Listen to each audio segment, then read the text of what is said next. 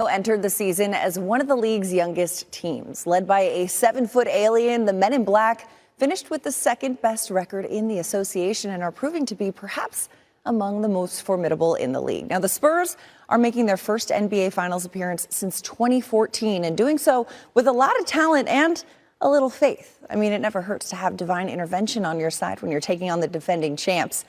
San Antonio is looking for their 6th NBA title. So now the best-kept secret in the universe embarks on the journey. Here come the Men in Black. And let's take a look at how they got there. First round, taking on the Trailblazers. Victor Wembanyama making his playoff debut. He had 35 points in Game 1. That passed Tim Duncan for a new franchise record. Spurs dominated the Blazers in Game 5, defeating the Blazers 4-1 in the series, reaching the conference semis for the first time since 2017, where they took on the Timberwolves. Now, Spurs up 2-1 in the series, but Game 4, Wemby elbows Naz Reid in the face, issued a flagrant 2 foul, earned his first career ejection, and unsurprisingly, the Spurs lost the game. Wemby did bounce back in Game 5 with 27, 17, and 5, and 3 blocks, leading the Spurs to a victory. Game 6, Spurs dominated the Tibbies, 30-point win to close out the series. 4-2 in the series, and San Antonio advances to the Western Conference Finals for the 15th time in franchise history, where they take on the defending champ Oklahoma City Thunder. Game 1, Wemby had a night to remember. He exploded 41 points and 24 rebounds, an otherworldly stat line, sealing the game with a pair of dunks. The Spurs won 122-115 in double overtime, giving the Thunder their first playoff loss this season. In Game 6, Spurs trailing in the series. In a must-win game for the Spurs, Wemby continued to be dominant. The third quarter, Spurs went on a 20-0 run to take control of the game. They'd force a Game 7. Now, early in the fourth quarter, Wemby knocks down the step back. He had 22 points and 7 rebounds. Spurs up 9 there under 7 minutes left in the fourth. Wemby on the bench with his 5th foul. Isaiah Hartenstein blocked by Luke Cornett in a block that some might call generational, Trev. Cornett, huge stop at the rim. Wemby is pumped. And off the miss, Stephon Castle there for the putback. Spurs win 111-103, advancing the finals for the first time since 2014. Who's going to win Game 7? Let me tell you something. If the Thunder win Game 7, reach the finals, and somehow go back-to-back, do you know what happens next? Kids will start flopping, just like SGA does. And that's the part nobody wants to talk about. Every generation imitates its champions. Kids copied Steph Curry's shooting. They copied Kobe's fadeaway. They copied Michael Jordan's footwork.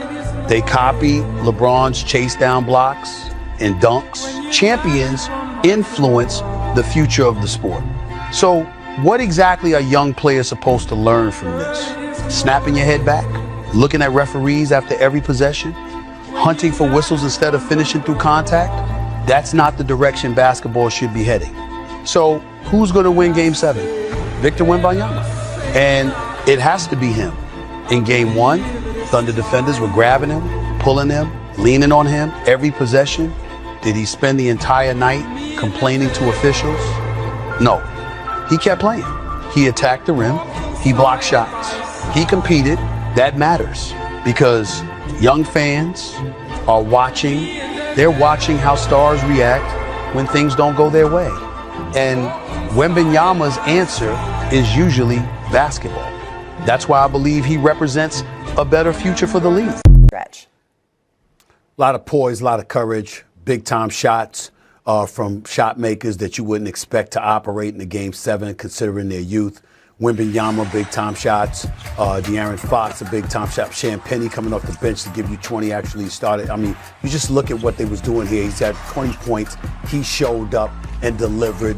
Dylan Harper showed up and delivered. It was just a collective effort. 7 players scoring in double figures for the San Antonio Spurs. They didn't sit around and play the role of spectator as Victor Wembanyama did his thing. No, they knew he would need help, and they stepped up and they delivered in the Game 7. It helped that Jalen Williams and obviously A.J. Mitchell wasn't available for the Oklahoma City Thunder. But in the end, in a Game 7 on the road, considering the youth that exists on this San Antonio Spurs team, you got to give them a boatload of credit for doing what they did tonight.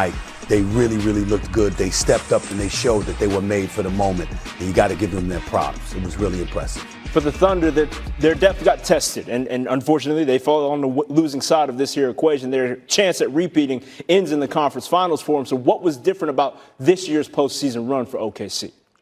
Well, the fact of the matter is you didn't have Jalen Williams, J-Dub, the backcourt mate of Shai Gilgeous-Alexander for pretty much all of these playoffs. He really only played in about 3 games. He wasn't really, I'm talking about this entire postseason.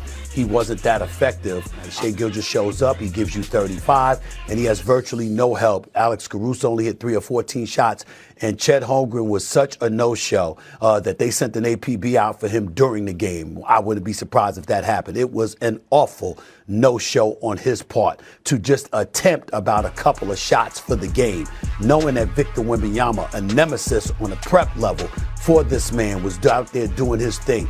It is a real indictment against Chet Holmgren and the no-show that he was in tonight's game. And as a result, it wouldn't surprise me at all if the Oklahoma City Thunder, rife with picks from now through 2032, I believe it's like 13 first-round picks and 16 second-round picks they have as draft capital at their disposal. It wouldn't surprise me at all if they were looking in a different direction, looking to move Chet Holmgren to get somebody that can help offensively on that front line, because Victor Wembanyama is not going anywhere for the foreseeable future. He's going to be around a long time.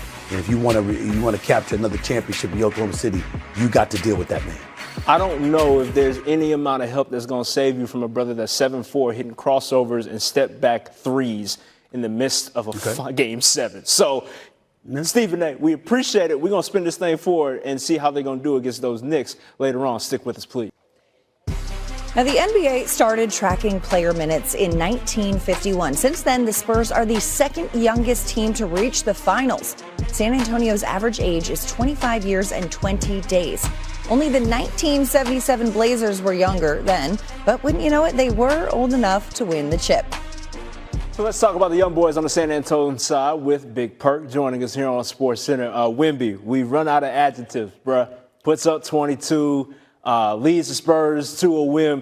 What else can we say about the alien at this point, now that he's led this team to the finals? I mean, Wemby is the best thing that happened to the NBA since LeBron James in 2003, real talk. And he checked all the boxes. Number one, he's box office, so he's going to put butts in the seats.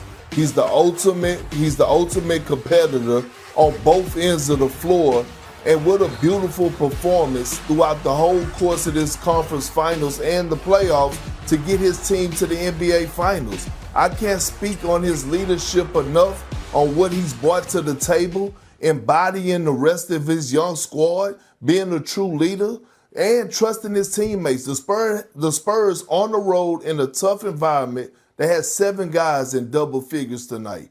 And when you look at what Wembanyama did after the game, you saw his emotions. He wanted. We heard him talk about how he wanted to participate in the dunk contest, how he wanted to win the MVP, how he made the All-Star game great again. And now all of a sudden we're watching this young man embrace everything about the league, and especially headed to the NBA Finals for his first time. It's in a sense unlike any other, quite frankly. We heard De'Aaron Fox say earlier that he set the tone in this game by putting Chet on a poster and potentially on the back of a milk carton by game's end. So SGA gives you 35. You don't get a whole lot from anybody else. Where do we assign blame, I guess, when it comes to the Thunder side of this equation? At Chet Holmgren, we're talking about a guy that was a first-time All-Star this year and made third-team All-NBA. And was a complete no-show, not just in Game 7, all throughout the course of this series. And Wemby straight up not only pumped him, but he took his heart. He snatched his soul. Chet Holmgren was scared to compete. And now Sam Presti, he have real business decisions to make when it comes to Chet Holmgren. This is not an overreaction. This is facts. Wembanyama is not going anywhere. He's going to be here. With that being said, you got to find somebody that's going to be that dude, especially if you don't know, at times injuries happen. We saw J-Dub being out. But you got to go find a guy like a Giannis Antetokounmpo that's going to come in and move the needle and be able to go toe-to-toe at some capacity with Wembanyama, because Chet Holmgren ain't it. Giannis on the Thunder is insane, but it feels like that's the measure you're going to have to go when you got the alien on the other side of this equation when you meet him in the Western Conference Finals. Perk, we appreciate it as always, bro.